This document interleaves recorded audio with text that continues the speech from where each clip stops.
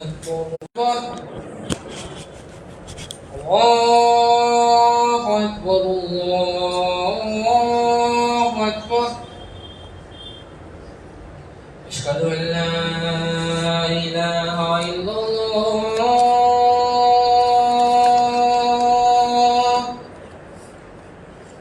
أشهد أن لا إله إلا الله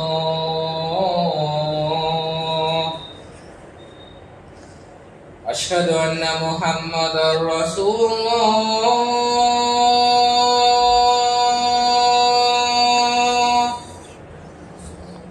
أشهد أن محمدا رسول الله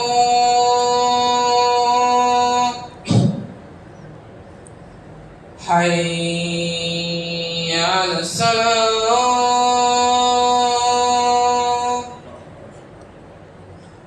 حي على الصلاة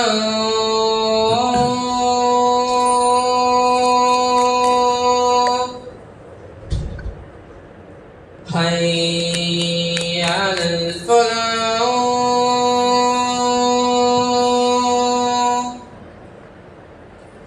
حي على الفلاح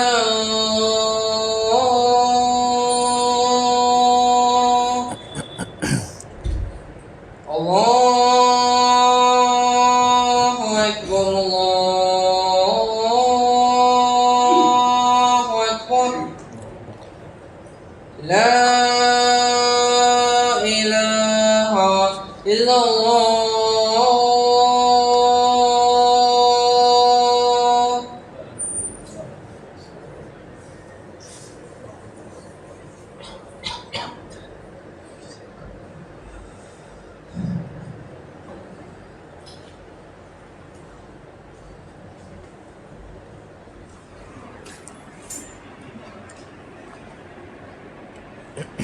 Assalamualaikum warahmatullahi wabarakatuh.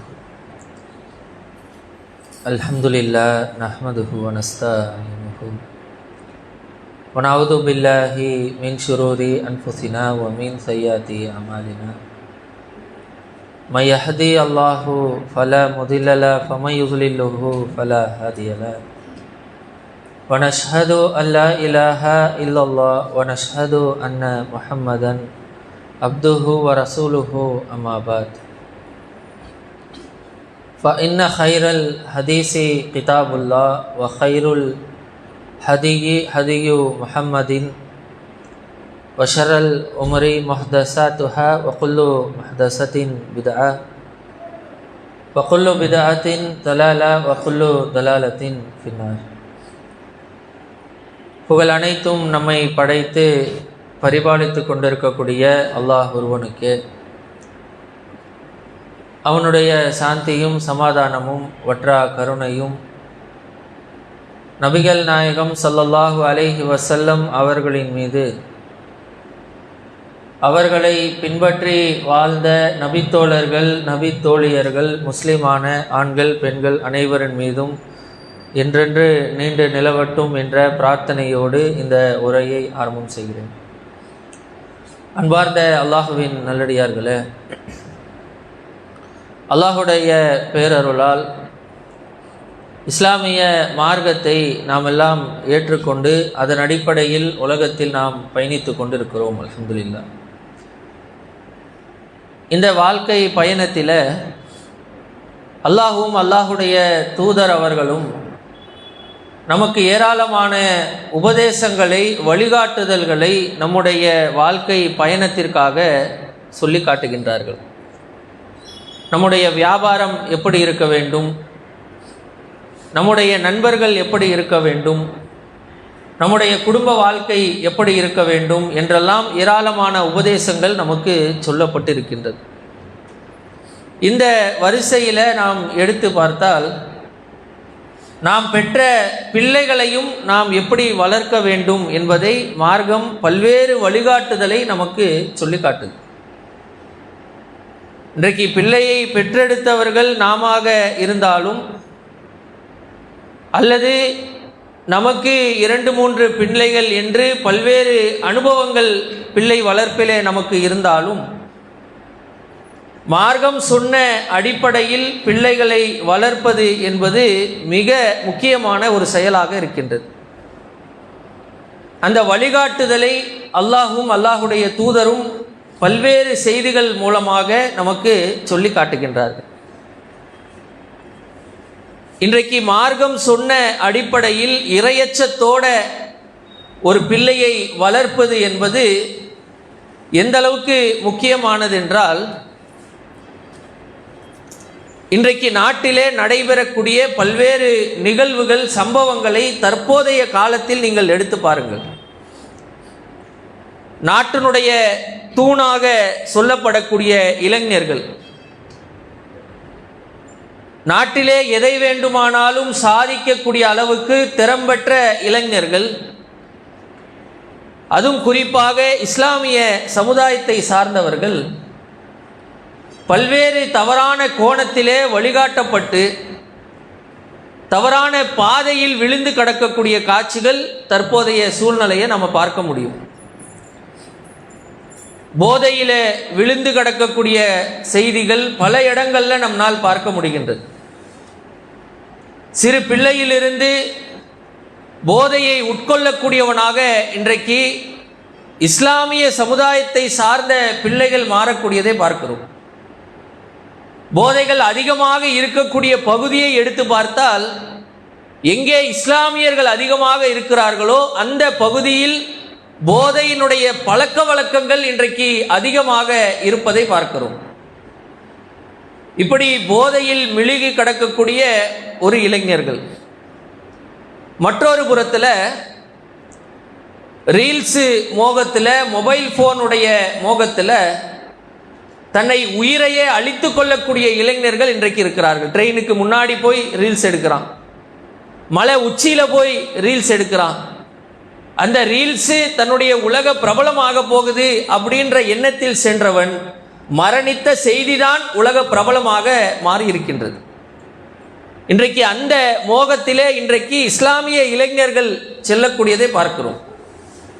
அது மட்டுமல்லாமல் இன்றைக்கு அரசியல் சூழ்நிலையில் அல்லாஹும் அல்லாஹுடைய தூதர் அவர்களை உயிருக்கும் மேலாக நேசிக்கக்கூடிய ஒரு மார்க்கத்திலே அங்கம் வகிக்கக்கூடிய இஸ்லாமியர்கள், இளைஞராக இருக்கக்கூடிய ஆண்களாக இருக்கட்டும் பெண்களாக இருக்கட்டும், அல்லாஹ்வும் அல்லாஹுடைய தூதரை விட்டுவிட்டு, அவர்களுடைய வணக்க வழிபாடை விட்டுவிட்டு, அவர்களுடைய ஜும்மா தொழுகையை விட்டுவிட்டு, இவைகளை எல்லாம் தூரம் தள்ளிவிட்டு தான் நேசிக்கக்கூடிய ஒரு தலைவனுக்காக ரோட்டிலே நின்று பேட்டி கொடுக்கக்கூடிய, ஆடக்கூடிய காட்சிகள் இன்றைக்கு அரங்கேற்றப்படக்கூடியதை பார்க்கிறோம். இன்றைக்கு பெண்களும் அந்த நிலைக்கு செல்லக்கூடிய காட்சிகள் இன்றைக்கு பரவலாக இணையதளங்களிலே வரக்கூடியதை பார்க்கிறோம். இப்படி இஸ்லாமிய மார்க்கத்தில் இருந்து கொண்டு போதைக்கு அடிமையாகி, ரீல்ஸுக்கு அடிமையாகி, அரசியலில் அடிமையாகி இன்றைக்கு பல வகைகளாக இன்றைக்கு இளைய சமுதாயம் தவறான பாதையில் சென்று கொண்டிருக்கிறார்கள். இப்போ இந்த பாதையிலிருந்து அவர்களை மீட்டெடுப்பது எவ்வளவு முக்கியமோ, இந்த பாதைக்கு அவர்களை வரவழைத்த அடிப்படை மூல காரணத்தை நாம் புரிந்து கொண்டு அந்த மூல காரணத்தை சரி செய்வதுதான் புத்திசாலித்தனம். இன்னைக்கு உலகத்தில் நீங்க எடுத்து பாருங்களேன், உடம்பு சரியில்லை, டாக்டர் கிட்ட நம்ம போவோம். புரிதலுக்காக சொல்றேன், டாக்டர் தலைவலிக்குது அப்படியா, நாம வீட்டில் என்ன செய்வோம், குரோசின் மாத்திரை போட்டு தலைவலியை சரி செய்து கொண்டு இருப்போம். ஆனால் ஒரு மருத்துவர் இடத்துல போயிட்டு டாக்டர் தலைவலிக்குது அப்படின்னு சொன்னா ஒரு பெரிய சீட்டை எடுத்து ஒரு 10 டெஸ்ட்டை டிக் பண்ணுவார்.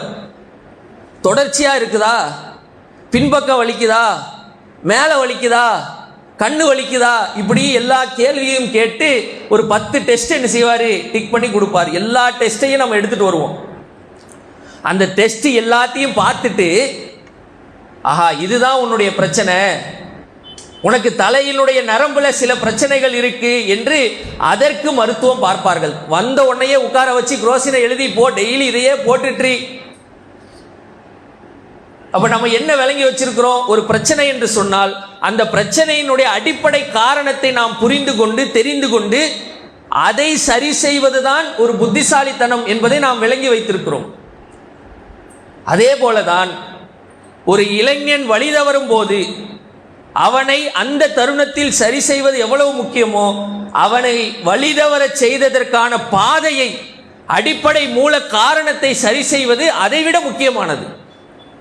அப்படி இல்லைன்னு வச்சுக்கங்களேன், இன்றைக்கு இளைஞர்களை ஒரு பக்கம் சரி பண்ணிட்டே இருப்போம், ஆனால் கீழிருந்து மூல காரணத்தை சரி செய்யவில்லை என்றால், அடிப்படை காரணத்தை சரி செய்யவில்லை என்றால், இதுபோல இளைஞர்கள் உருவாகி கொண்டே இருப்பார்கள். நாமும் மேலே இருக்கக்கூடிய இளைஞர்களுக்கு தாவா பண்ணிட்டே இருப்போம். இது தொடர்ச்சியா போயிட்டே இருக்கும். இதற்கு ஒரு முற்றுப்புள்ளி என்பதே இருக்காது. எப்படி தலைவலிக்கு குரோசினை போட்டு போட்டு போட்டு பல ஆண்டுகள் தலைவலியிலே இருப்போமோ, மூல காரணத்தை கண்டுபிடித்தால் தான் அந்த பிரச்சனைக்கு ஒரு முற்றுப்புள்ளி என்பது வைக்க முடியும். அப்ப இளைஞர்கள் இன்றைக்கு தவறான பாதையில் செல்வதற்குரிய மூல காரணம் என்ன? அல்லாஹ்வுடைய தூதர் அவர்கள் சொல்கிறார்கள், ஒரு குழந்தை பிறக்கும் போது சரியான பாதையில் தான் பிறக்கின்றது. ஒரு குழந்தை பிறக்கும் போது அதற்கு எதுவுமே தெரியாது, சரியான பாதையில தான் இருக்குது, சரியான மார்க்கத்தில் தான் இருக்குது. அல்லாஹ்வுடைய தூதர் சொல்றார்கள், அந்த குழந்தையை கிறிஸ்துவராகவும் யூதராகவும் மாற்றக்கூடியவர்கள் யார் என்றால் அந்த குழந்தையை வளர்க்கக்கூடிய பெற்றோர்கள் என்று அல்லாஹ்வுடைய தூதர் அவர்கள் சொல்றார்கள். குழந்தை பிறக்கும் போது நல்ல உள்ளங்களோட, நல்ல பழக்க வழக்கங்களோட, நல்ல கொள்கையோட தான் பிறக்குது. அந்த குழந்தை வளர்ப்பை நாம் சரி செய்யவில்லை என்றால், பெற்றோர்கள் அந்த குழந்தை வளர்ப்பிலே கவனம் செலுத்தவில்லை என்றால், அந்த குழந்தை தவறான பாதையில் தான் செல்லும் என்று அல்லாஹ்வுடைய தூதர் அவர்கள் நேரடியாக சொல்லக்கூடிய செய்தி என்ன? குழந்தை வளர்ப்பிற்கு மிக முக்கியமான காரணம் அவர்களுடைய பெற்றோர்கள்.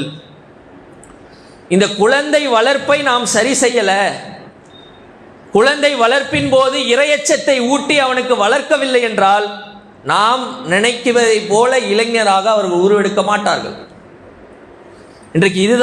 இன்றைக்கு இதுபோல இளைஞர்கள் உருவாவதற்கான மூல காரணம்.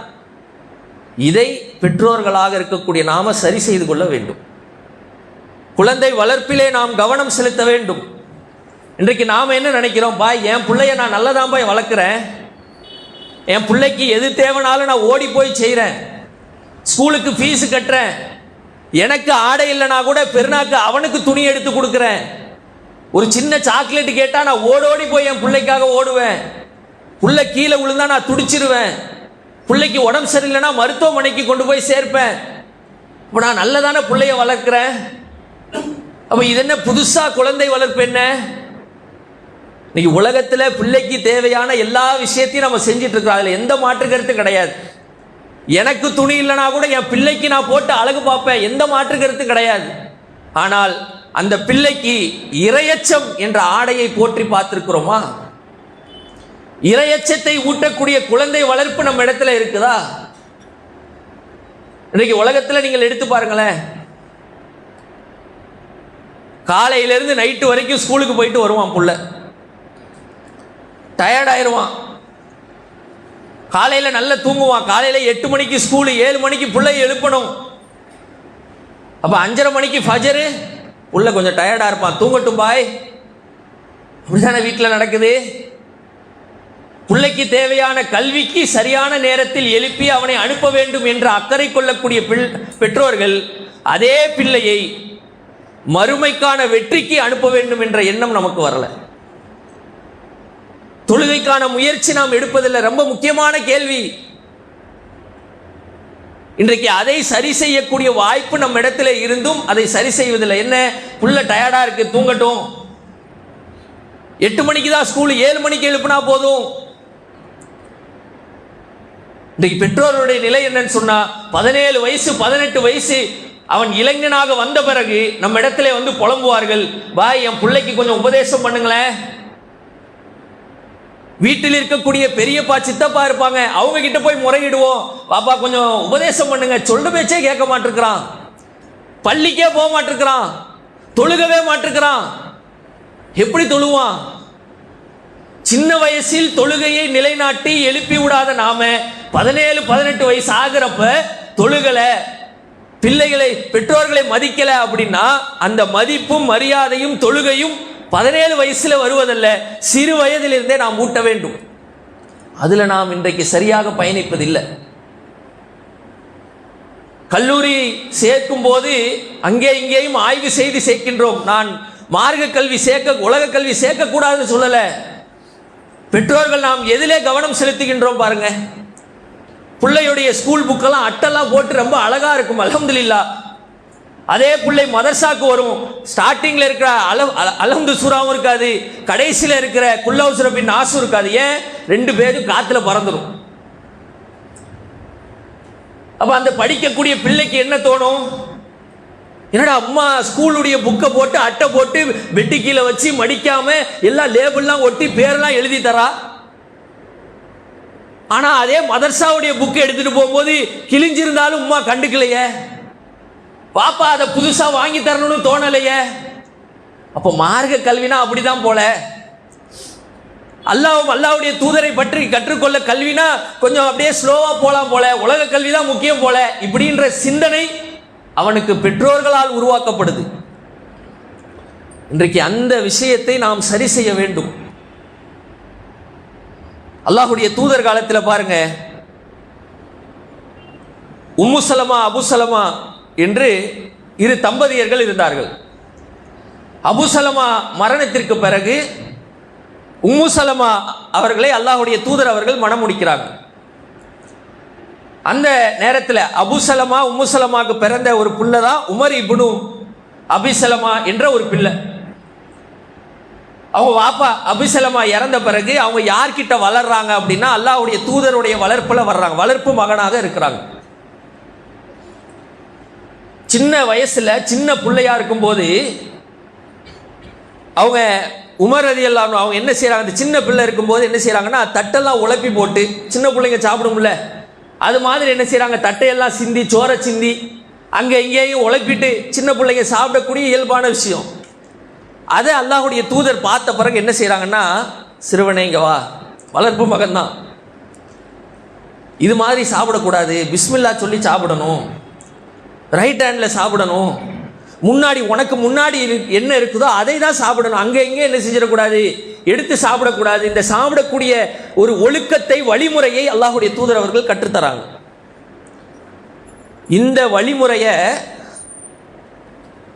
உமர் இப்னு அபி சலமா என்ற நபித்தோழர் பெரியவர்களாக ஆன பிறகு, நல்ல ஒரு இளைஞனாக பெரியவராக ஆன பிறகு அல்லாஹ்வுடைய தூதர் அப்ப மரணிச்சிட்டாங்க. அப்ப இந்த நபித்தோழர் சொல்றாங்க, எனக்கு அல்லாஹ்வுடைய தூதர் அவர்கள் நான் சிறு வயதில் இருக்கும்போது ஒரு ஒழுக்கத்தை கத்து தந்தாங்க, சாப்பிட்றதுக்குரிய ஒழுக்கம். நான் இன்றைக்கு வரைக்கும், அவருக்காக இருக்கும் 30-40 வயசு, இன்றைக்கு வரைக்கும் அல்லாஹ்வுடைய தூதர் அவர்கள் என்ன பழக்கத்தை என்ன ஒழுக்கத்தை கற்று தந்தார்களோ நான் இன்று வரைக்கும் கடைபிடிக்கிறேன், மரணிக்கும் வரைக்கும் கடைபிடிப்பேன். இதுல என்ன நமக்கு படிப்பின? சிறு வயதிலேயே நீங்கள் பிள்ளையை திருத்தவில்லை என்றால் அது வளர்ந்து நிற்கும் போது திருத்தக்கூடிய சாத்தியக்கூறுகள் ரொம்ப ரொம்ப கஷ்டம். இன்றைக்கு அதை தான் பெற்றோர்களாக இருக்கக்கூடிய நாம சரி செய்ய வேண்டும். இன்றைக்கு குறிப்பா நாம என்ன நினைக்கிறோம், இதெல்லாம் பொம்பளைங்க வேலை, இதெல்லாம் வீட்டில் இருக்கக்கூடிய மனைவியுடைய வேலை, குழந்தை வளர்ப்புக்கும் எனக்கும் எந்த சம்பந்தமும் இல்லை என்பதை போல சில ஆண்களுடைய செயல்பாடு இருக்கலாம்.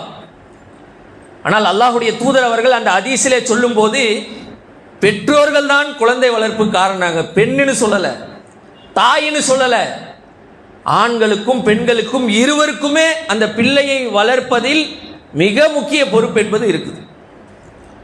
அதை நாம் சரி செய்து கொள்ள வேண்டும். அதில் முதல் செய்தி நாம் எடுத்து பார்த்தால் பல வழிமுறையை இஸ்லாம் கற்றுத்தருது. அதில் மிக முக்கியமான ஒன்று என்ன தெரியுமா, நம் பிள்ளையுடைய வளர்ப்பில் பிள்ளை இறையச்சத்தோட மறுமைக்கான ஒரு வாழ்க்கையை வளர வேண்டும் என்பதாக அல்லாஹ்விடத்திலே நாம் முதல்ல பிரார்த்தனை செய்ய வேண்டும். இன்னைக்கு ரொம்ப முக்கியமான ஒரு விஷயம். ஏன்னா இன்னைக்கு குழந்தையுடைய படிப்புக்காக துவா செய்கிறோம், குழந்தை நல்ல மார்க் எடுக்கணும்னு துவா செய்கிறோம், குழந்தைக்கு நோய் வாய்ப்பட்டுச்சுன்னு சொன்னா அது சரி செய்யணும் இறைவா என்று துவா செய்கிறோம்.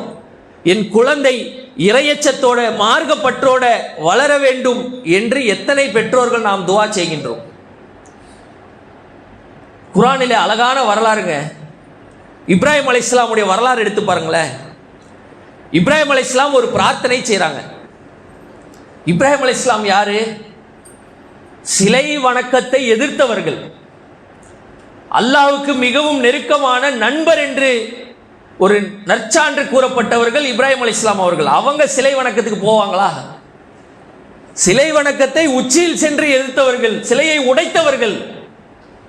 அப்படிப்பட்ட இப்ராஹிம் அலைஹிஸ்ஸலாம் அவர்கள் ஒரு துஆவை செய்கிறார்கள். இறைவா, என்னையும் என்னுடைய சந்ததிகள் என்னுடைய பிள்ளையையும் சிலை வணக்கத்திலிருந்து நீ காப்பாற்று. இப்படிப்பட்ட ஒரு பிரார்த்தனை நினைச்சு கூட பார்க்க முடியாது. இன்றைக்கு நமக்கு தோணுமா இப்ராஹிம் அலைஹிஸ்ஸலாம் அவர்கள் சிலை வணக்கத்துக்கு செல்லக்கூடிய வாய்ப்பு இருக்குன்னு நம்ம நினைச்சு கூட பார்க்க முடியுமா?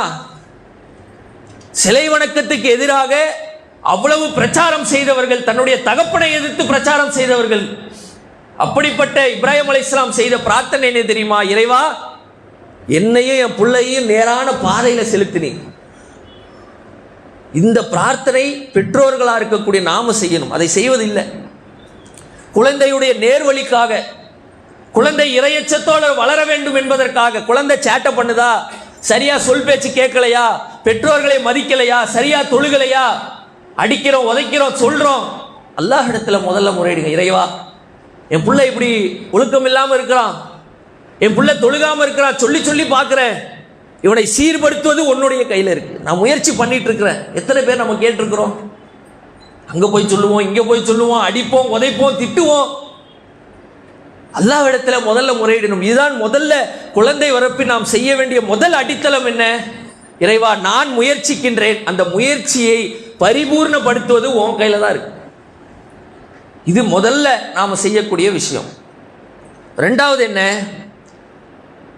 பிள்ளைகளுக்கு நல்வழியை போதிக்கக்கூடிய நாம நல்வழியின் பக்கம் நடக்க வேண்டும். இதுக்கு என்ன பிரச்சனை அப்படின்னா, பிள்ளைய போனை நோண்டாத, போனை தொடாத, போனை பார்க்காத, படி ஓது தொழுகு இப்படின்னு நாம் உபதேசம் செய்கின்றோம்.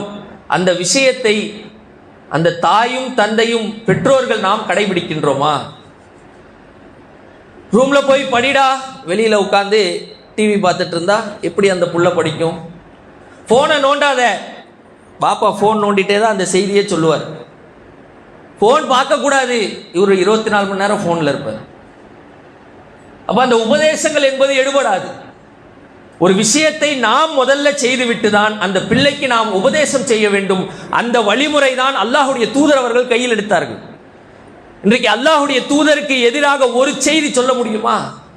சொல்லி பாருங்க. அல்லாஹ்வுடைய தூதர் சொல்லுவாங்கப்பா, இதெல்லாம் சாத்தியமா? இதெல்லாம் நம்மளால செய்ய முடியுமா? அல்லாஹ்வுடைய தூதர் சொன்னது போல நம்மளால வாழ்க்கை, அவங்க நபி இப்படின்னு சொல்ல முடியுமா? அல்லாஹ்வுடைய தூதர் சொல்வதற்கு முன்பாக தன்னுடைய வாழ்க்கையில் அவர்கள் கடைபிடிப்பார்கள். அதுதாங்க இன்றைக்கு நாம பின்பற்றுவதற்கு அடிப்படை காரணம். அல்லாஹ்வுடைய தூதர் அவர்கள் வெறுமனே உபதேசங்கள் மட்டும் செய்துவிட்டு அந்த செயலை அவர்கள் செய்யவில்லை என்றால் மக்கள் அவர்களை பின்தொடர்ந்து சென்றிருக்க மாட்டார்கள். இன்றைக்கு சஹாபாக்களும் அதை தொடர்ந்து நாமும் அல்லாஹ்வுடைய தூதரை பின்பற்றுகின்றோம் என்றால் அதற்கு மிக முக்கியமான காரணம் அவர்கள் சொல்வது மட்டுமல்ல, செய்து காட்டிய தூதர். இன்றைக்கு அந்த வழியில தான் நாமும் இருக்கணும். பிள்ளைகளுக்கு உபதேசம் செய்வதில்லை, அந்த உபதேசத்தை நாம் ஃபாலோ பண்ணணும். நான் தொழுகணும், நான் ஓதணும், அதை என் பிள்ளைக்கு நான் போதிக்க வேண்டும். இது இரண்டாவதாக இந்த மார்க்கம் நமக்கு சொல்லக்கூடிய வழிமுறை. மூன்றாவது என்ன? என்னதான் நாம் பல உபதேசங்களை செய்தாலும் நல்வழிப்படுத்தக்கூடிய அந்த சமுதாயத்தில் என் பிள்ளையை சேர்க்க வேண்டும். அதுதான் ரொம்ப முக்கியம். இன்னைக்கு எல்லாம் நல்வழிப்படுத்திட்டு நாம் போய் கொண்டு சேர்க்கக்கூடிய இடம் சரியாக இல்லை என்றால் அந்த இடத்தில் அவன் வழி தவறி சென்று விடுவான். அதற்கான ஒரு வாய்ப்பாக தான் நம்முடைய ஜமாத்தின் சார்பாக பல இடங்களை நம்ம என்ன செய்கிறோம்? மதர்சாக்களை நடத்துகிறோம், கோடைகால பயிற்சி முகாமில் நடத்துகிறோம். நம்முடைய கிளையின் சார்பாக கூட நாளையிலிருந்து ஆண்களுக்கும் பெண்களுக்கும் கோடைகால பயிற்சி முகாம் இன்ஷா அல்லாஹ் நடைபெற இருக்குது. அதற்கான அப்ளிகேஷன்லாம் இன்ஷா அல்லாஹ் இன்னைக்கு கொடுப்பாங்க. அப்ப இதுபோல இறையச்சத்தை போதிக்கக்கூடிய இடங்களுக்கு நம் பிள்ளையை கொண்டு போய் செலுத்த வேண்டும். அல்லாஹ்வுடைய தூதர் காலத்தில் பாருங்க, உம்மு சுலைம் ரலியல்லாஹு அன்ஹா அவர்கள், அல்லாஹ்வுடைய தூதர் அவர்கள் மதீனாவுக்கு வந்த பிறகு பல பேர் பல அன்பளிப்பை கொண்டு போய் அல்லாஹ்வுடைய தூதர் கொடுத்தாங்க மகிழ்ச்சியில. ஆனா உம்மு சுலைம் அவர்கள் தன்னுடைய மகன் அனஸ் ரலியல்லாஹு அன்ஹு அவர்கள் 10 வயது சிறுவனாக இருக்கும்போது அல்லாஹ்வுடைய தூதர் கிட்ட போய் ஒப்படைக்கிறாங்க. அல்லாஹ்வுடைய தூதரே, பல பேர் பல பரிசு உங்களுக்கு கொடுத்துருக்குறாங்க, ஆனால் நான் என்னுடைய மகன் அனஸ் ரலியல்லாஹு அன்ஹு அவர்களை உங்களிடத்திலே ஒப்படைக்கின்றேன். உங்களுக்கு என்ன தேவைகள் இருக்கோ அவரை வைத்து நீங்கள் பூர்த்தி செய்து கொள்ளுங்கள், அவனை நல்வழிப்படுத்துங்கள். யார்கிட்ட ஒப்படைக்கிறாங்க? அல்லாஹ்வுடைய தூதர் கிட்ட ஒப்படைக்கிறாங்க. இன்றைக்கு அனஸ் ரலியல்லாஹு அன்ஹுடைய வரலாறை நீங்கள் எடுத்து பார்த்தால் ஏராளமான செய்திகள், ஏராளமான ஒழுக்கங்களை அனஸ் ரலியல்லாஹு அன்ஹு அவர்கள் வாழ்ந்திருக்கிறார்கள். எப்படி இந்த வாழ்க்கை வந்துச்சு? உம்மு சுலைம் அவர்கள் ஏற்கனவே பல்வேறு தியாகங்கள் செய்து மார்க்கம் அறிந்தவர்கள், இருந்தாலும் ஒரு சபையில கொண்டு போய் ஒப்படைக்கணும்னு சொல்லிட்டு அல்லாஹ்வுடைய தூதர்கிட்ட ஒப்படைத்தார்கள். அந்த இடத்துல இறையச்சத்தை கற்றுக்கொண்டார்கள். அப்ப நாம ஒரு பக்கம் உபதேசங்களை செய்யக்கூடியவர்களாக இருந்தாலும் இதுபோல வாய்ப்புகள், மதர்சாக்கள், இதுபோல கோடைகால பயிற்சி முகாம்கள் என்று வரும்போது நம்முடைய பிள்ளைகளை அந்த இறையச்சம் போதிக்கக்கூடிய இடங்களுக்கு நாம் சென்று அவர்களை விடக்கூடிய நேரத்தில் அந்த இறையச்சம் போதிக்கப்பட்ட முழுமையான பிள்ளையாக அவன் மாறுவான். அப்போ இந்த விஷயங்களை தான் என்ன செய்யணும், நாம குழந்தை வளர்ப்பிலே கவனிக்க வேண்டும். இந்த அடிப்படையில் நம்முடைய குழந்தை வளர்ப்பு இருந்தது என்று சொன்னால் இன்ஷா அல்லாஹ் நாளை தலைமுறையாக அவன் வரக்கூடிய நேரத்தில் நாம் இருந்தாலும் மரணித்து விட்டாலும் பெரியவர்களை மதிக்கக்கூடியவனாக, பெற்றோர்களுக்காக துஆ செய்யக்கூடியவனாக, பெற்றோர்களை பராமரிக்கக்கூடிய ஒரு பிள்ளையாக அவன் வருவான். அப்படிப்பட்ட ஒரு குழந்தை வளர்ப்பில் கவனம் செலுத்தக்கூடிய நன்மக்களாக அல்லாஹ் உங்களையும் என்னையும் ஆக்கி அருள் புரிவான் என்ற பிரார்த்தனையோடு இந்த முதல் உரையை நிறைவு செய்கிறேன். அஸ்ஸலாமு அலைக்கும்.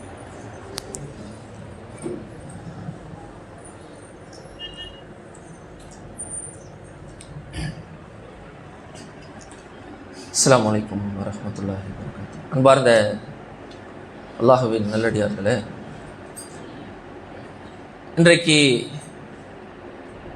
மத்தியில் ஆளக்கூடிய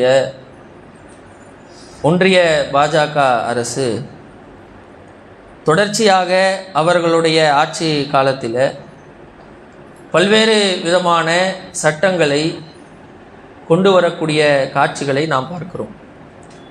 முத்தலாக்கு சட்டங்கள், வக்ஃபு திருத்த சட்டங்கள், சிஏஏ என்ஆர்சி உடைய சட்டங்கள், சர்வாதிகார ஆட்சி போக்கை போல இன்றைக்கு பல்வேறு சட்டங்களை தொடர்ச்சியாக அமல்படுத்தி கொண்டிருக்கிறார்கள். இப்போ இந்த சட்டங்களை அமல்படுத்தும் போது அவர்களுக்கு வரக்கூடிய ஒரு சிக்கல் என்ன அப்படின்னா, எதிர்க்கட்சிகள், எதிர்த்து நிற்கக்கூடியவர்கள், குறிப்பாக தென் மாநிலங்கள், தென் இந்தியாவில் இருக்கக்கூடிய பல்வேறு மாநிலங்கள், இவர்களுடைய எதிர்ப்பு என்பது மிகப்பெரிய அளவுக்கு உயர்ந்து நிற்குது. நீ எடுத்து பார்க்கலாம், எந்த சட்டத்தை அவர்கள் கொண்டு வந்தாலும் அதில் முதன்மையாக எதிர்க்கக்கூடிய ஒரு மாநிலங்களாக தென் இந்தியாவில் இருக்கக்கூடிய மாநிலங்கள் தான் இருக்கு. தமிழகம், கேரளா, கர்நாடகா, இதுபோல மாநிலங்களில் தான் என்ன செய்கிறாங்க, எதிர்ப்புகள் அதிகமாக வருது. அதே போல சமீபத்தில் நடந்த 2024 தேர்தலில் தோற்கக்கூடிய இடத்திற்கு சென்று தப்பித்தவறி அப்படியே தாவி இந்த சைடு வந்துட்டாங்க.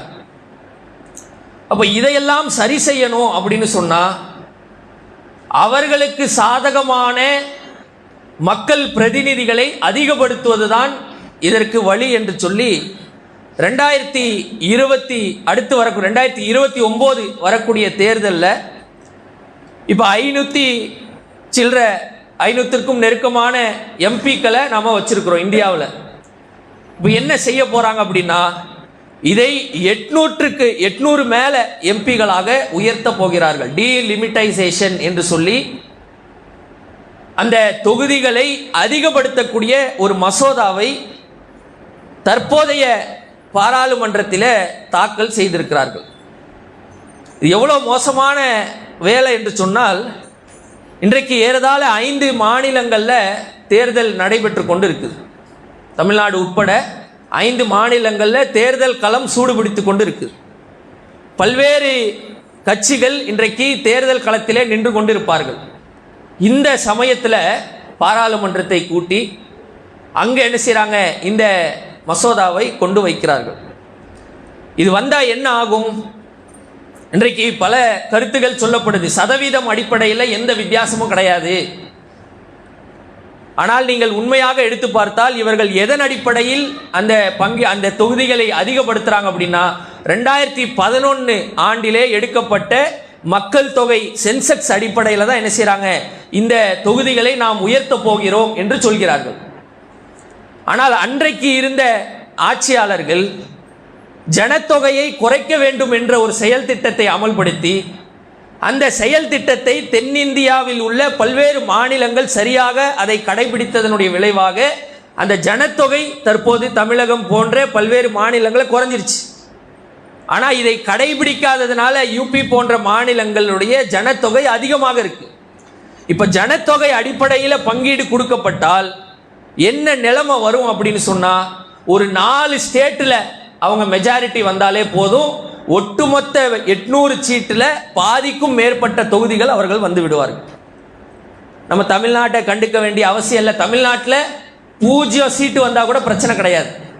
ஆந்திராவில் 0 வந்தாலும் பிரச்சனை கிடையாது. கர்நாடகாவில் 0 வந்தாலும் பிரச்சனை கிடையாது.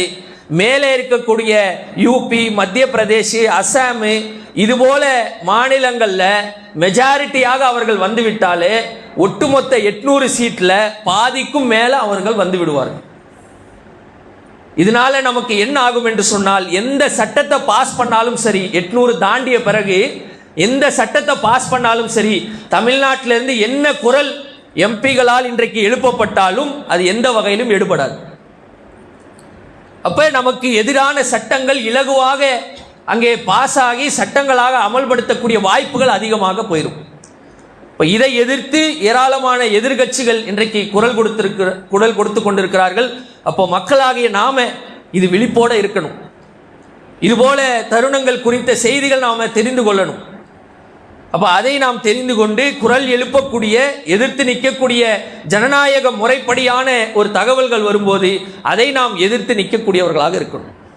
இப்போ இந்த செய்தியை என்ன செய்யணும், நாம உள்வாங்கிக் கொள்ள வேண்டும். அதே போல நம்முடைய கிளையின் சார்பாக நாளையிலிருந்து இன்ஷா அல்லாஹ் அந்த கோடைகால பயிற்சி முகாம் நடைபெறுது. அதற்கான விண்ணப்பங்கள் இன்ஷா அல்லாஹ் கீழே சகோதரர்கள் கொடுப்பாங்க. உங்களுடைய ஆண் பிள்ளைகளாக இருந்தாலும் பெண் பிள்ளைகளாக இருந்தாலும் அவர்கள் என்ன செய்யுங்க, இன்ஷா அல்லாஹ் இந்த கோடைகால பயிற்சி முகாமில் சேர்த்து விடுங்கள். எதை கேட்டோமோ அதை நடைமுறைப்படுத்தக்கூடிய நன்மக்களாக அல்லாஹ் உங்களையும் என்னையும் ஆக்கி அருள் புரிவான் என்ற பிரார்த்தனையோடு இந்த உரையை நிறைவு செய்கிறேன். வாஹிருதான அல்ஹம்துலில்லாஹி ரப்பில் ஆலமீன். அஸ்ஸலாமு அலைக்கும்.